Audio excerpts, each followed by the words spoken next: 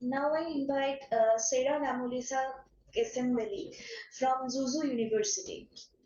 Serah has been a part of the Andrew Mellon research project on Global South and critical theory at Northwestern University, America. The title of this lecture is Blue Stories, the Indian Ocean as Method for Indigenous Knowledges. Over to you. Okay. So I want to bring you greetings from Malawi. I'm from Mzuzu University in Malawi, so I want to bring you greetings. It's also afternoon here. So I guess I'll go straight to my presentation in the interest of time.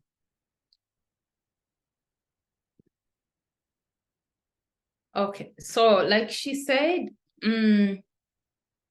my presentation is titled Blue Stories. I'm looking at the Indian Ocean as a way to explore indigenous knowledges, knowledge production, and of course, the circulation of knowledge in the global South. So I'll begin with the story. My undergraduate studies at the University of Nairobi made me aware of a certain memo that was known as the abolition of the English department, which was circulated in 1968. And this particular memo was very important because it was agitating for questioning the literary canon in the English department. So part of this canon was to ensure that the English departments were not teaching not only English literature, but they were also teaching African literature for that matter. Just to confirm, are you still hearing me? Yes, we can hear you. Yes, we can hear you. Kindly continue. Okay, I'll go on then. So in essence, this memo started from the University of Nairobi, but then circulated through the University of Dar es Salaam and Makerere University, which are the mother universities, if you want to look at it, in East Africa. And it was fruitful, we can put it that way, because consequently, after some time, and as we know today, the university started teaching African writers such as Ngugi wa Thiong'o and other African writers such as Chinua Achebe and so on. So while the debate on decolonization in the global South, and particularly in Africa, like I said, with this memo and this movement, and I have in mind several African universities and African countries have been to, such as South Africa, Ethiopia, Uganda, Malawi, Kenya, Tanzania, and others. It is still a mystery, and it's still worrying that some universities in Africa still teach Shakespeare and predominantly European literature. And there are people in some African centers who do not understand why we should teach African literature or pronounce African identities and African literature. So what I'm thinking through is why should we think about the politics of knowledge production and what we teach in African universities, and particularly in literature and in cultural studies? And what can we say and what can we not say? Do we know what to say? Or do we know what to question? What can we question? What colonial histories should we continue to question, and so on? So with this background, I want to ask where a literary and a cultural studies perspective in the Indian Ocean can lead us to. The Indian Ocean allows us to think about the trauma of slavery and its afterlives, and particularly Indian Ocean slavery allows us to think about fragmentation, to think about disjointedness. It allows us to think about invisibility, erasure, fragments, silence, and so on. So the social narratives in the Indian Ocean include those that have been narrated by ESA, and this is what I want to focus on, and those that are not in the mainstream, those stories that you hear in the social imaginaries of people. And these stories show how we can narrate, and if we can, try to fill up the gaps in the colonial and in the official archive by using the stories of people, by using slave memory, by trying to think about silence, trying to look at invisibility, and so on.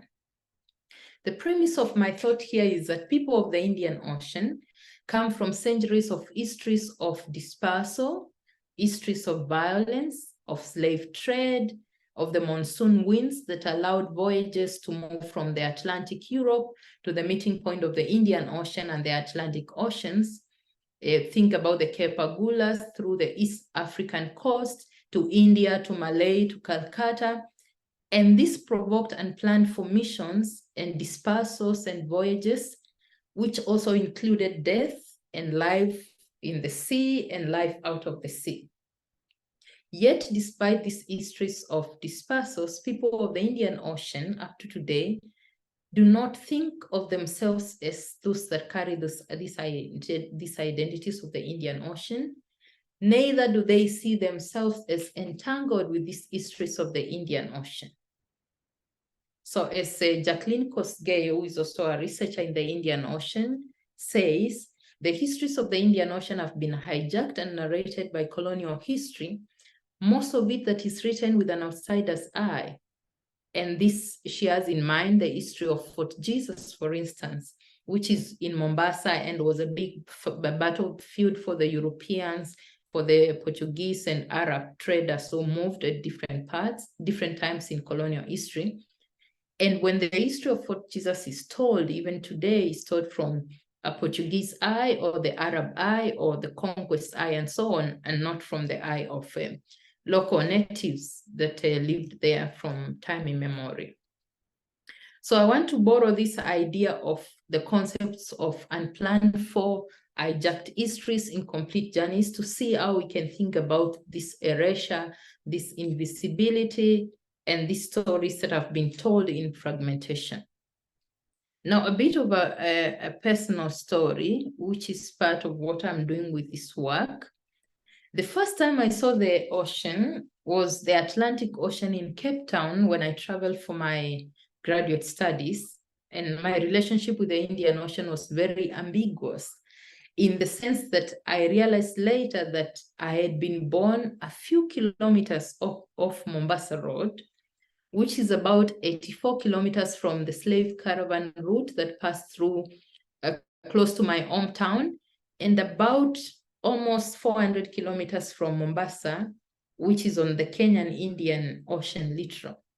It was therefore ironical for me that I had never traveled to the Kenyan-Indian Ocean throughout my childhood and possibly even my early adulthood.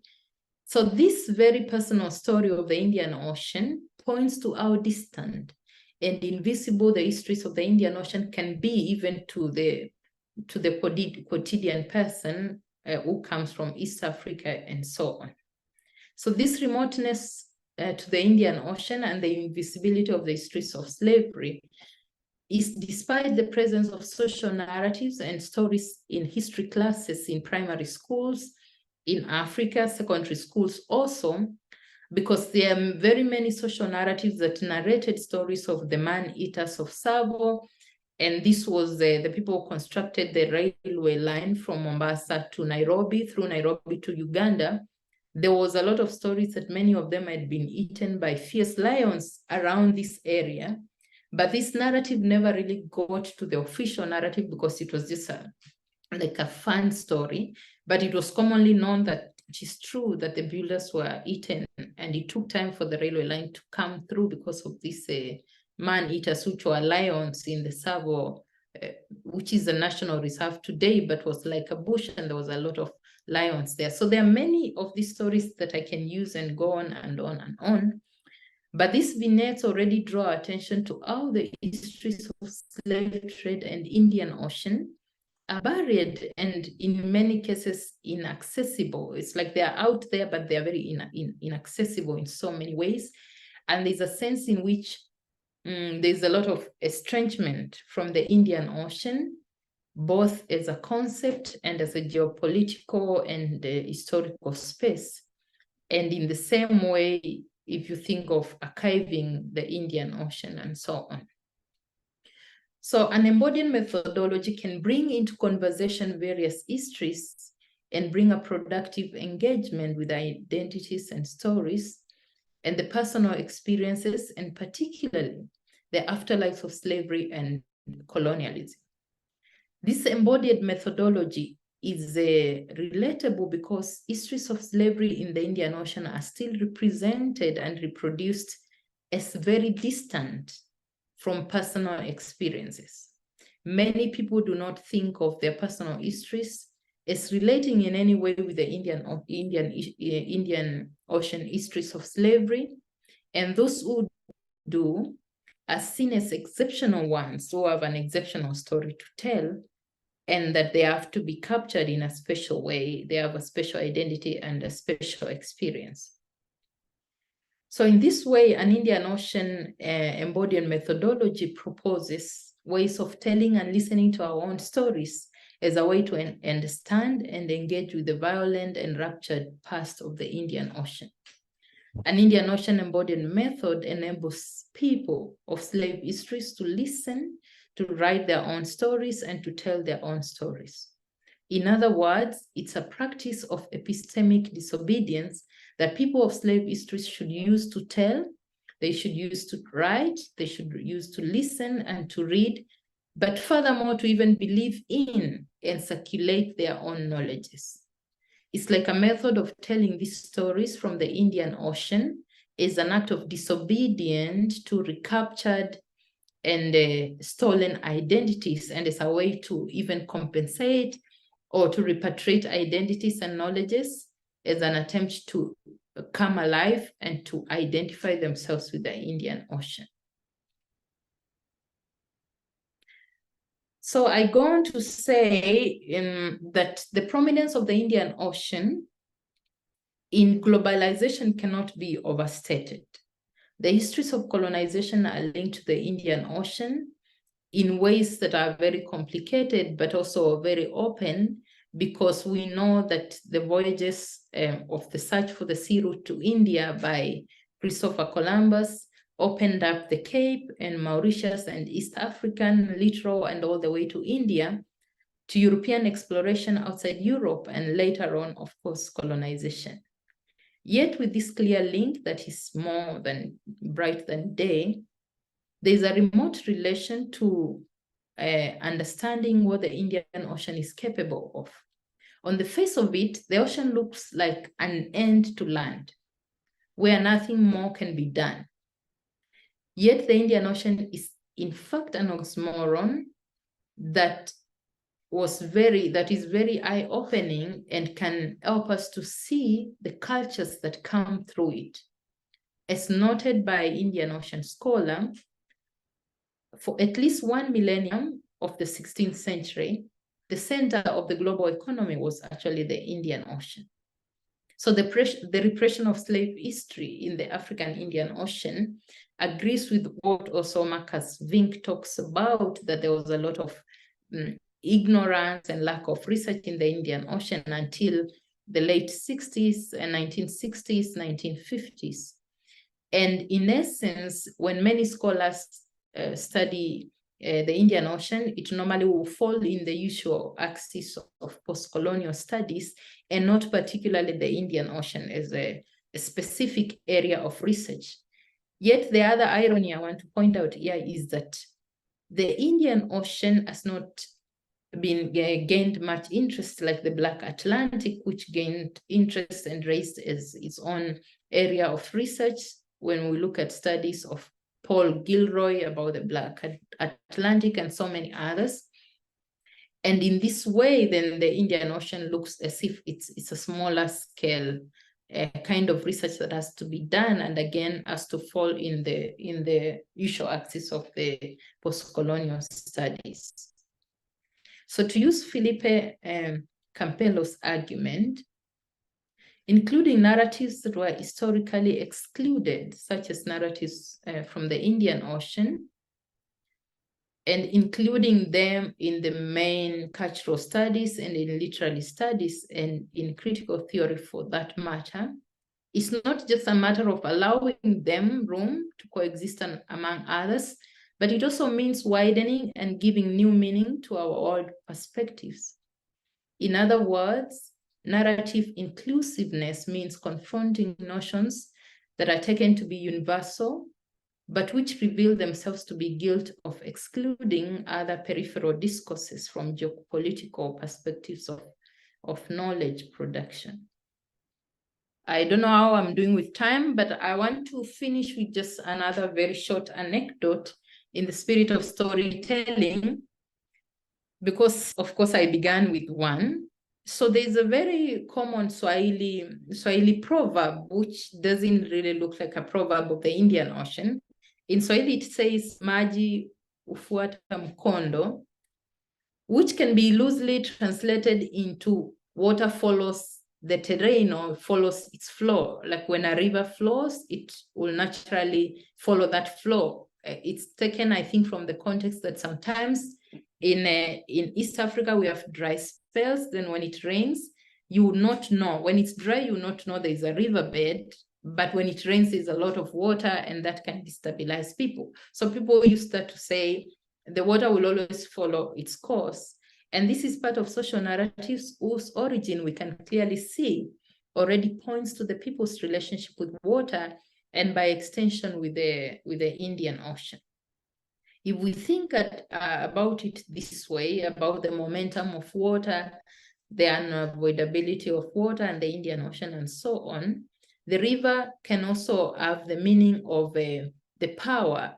And this power can be inverted in two ways. It can be agency, but can also be oppressive in that way. And that's the way the Indian Ocean presents itself. Could be colonialism, but could also be the agency that the people of the Indian Ocean can use for their own empowerment in terms of knowledge and knowledge production.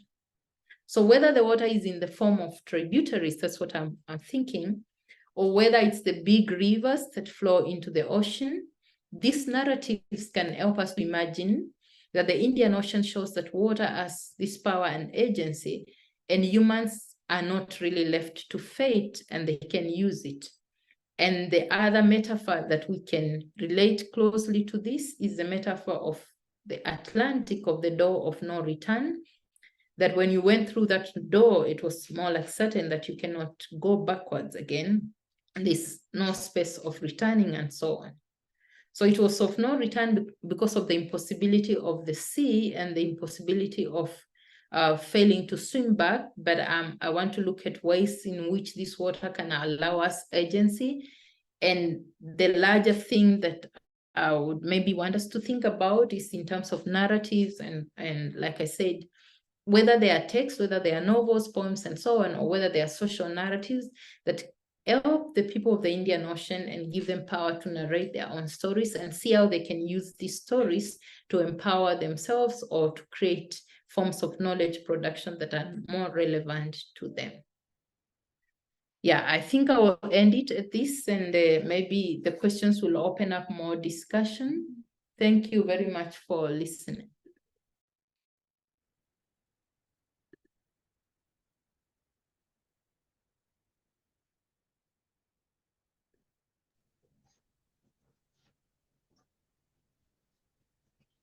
Thank you, ma'am, for the lecture.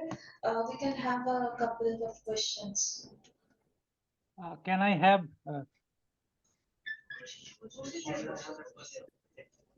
Yes, sir. thank you. Asante sana, Professor Namulisa. I have two questions. One is the Indian Ocean is also the route through which many indentured laborers from India and other parts of South Asia, they were taken to Africa.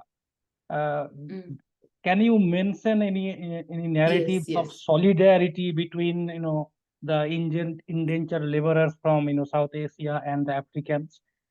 This is one. And second one, I would like to know more about Indian Ocean studies, as the methodology you are talking about, the methodology of retrieving the narratives of trauma and narratives of resistance.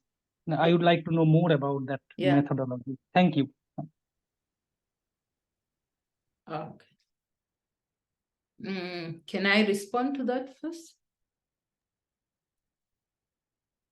Okay, so thank you for bringing in this Indian Ocean connection, because in part of the larger narratives I look at, actually there is a lot of Malay culture in Cape Town, and that a lot of slaves from in the Cape, actually, which were domestic slaves, were coming from Malay, from India.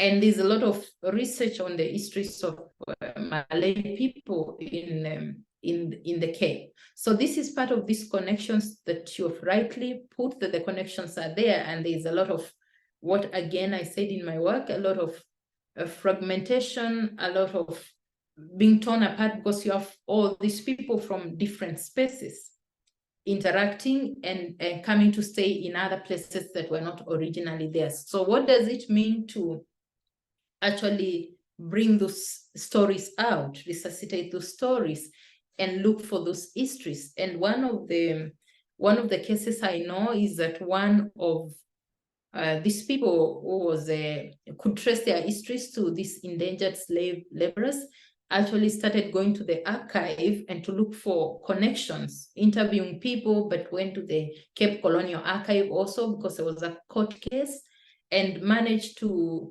look for the fragments and write a novel and kind of recapture one of the identities of someone who has been taken from Malay and was staying in South Africa.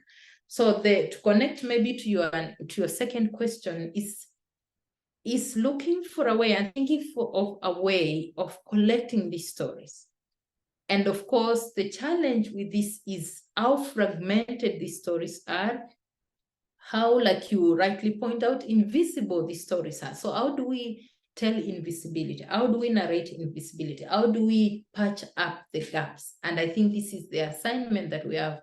And I'm not sure I have the right question, but just that idea of looking for ways to look for the stories in the colonial archive, to connect those dots, because we know many people are not there anymore, people are dead, but just looking for ways to patch up these stories, traveling back and forth, being keen, and so on. I think that can be an interesting thing to do, because the stories are just in patches, but if we listen keenly, and that's why I talked about telling, reading, listening.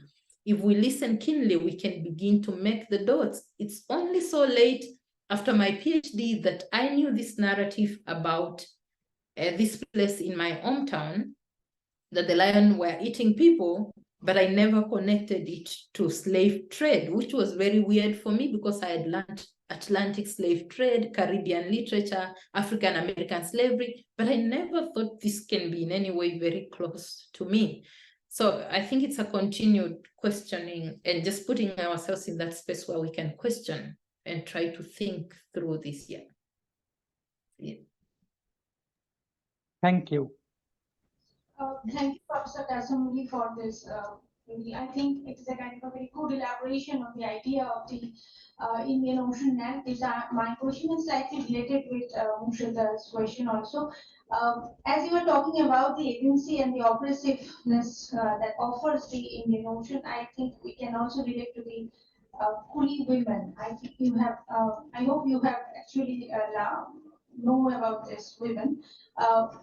This it is they are obviously taken to the Caribbean islands or the South African countries as a indentured laborer, but this is something this journey through the ocean actually provides them a kind of a agency to live their own life, because they are actually escaping from the Hindu Brahminic patriarchal discourses from the colonial period. And there is also it seems to be a kind of an operation for them, but it is actually giving them a kind of an agency to live their own lives. And in this context, I can also refer to, I think you have also known about the narratives from the Andaman and the Nicobar Islands, and the colonial narratives coming up from the Andaman and Nicobar Islands, talking about the narratives of survival. And I think we can also refer to Amitabh Shaivi's trilogy, which is actually talking about the sea trade, and through which how the women actually attain their agency through their journey to the various courses of the Indian Ocean. Thank you.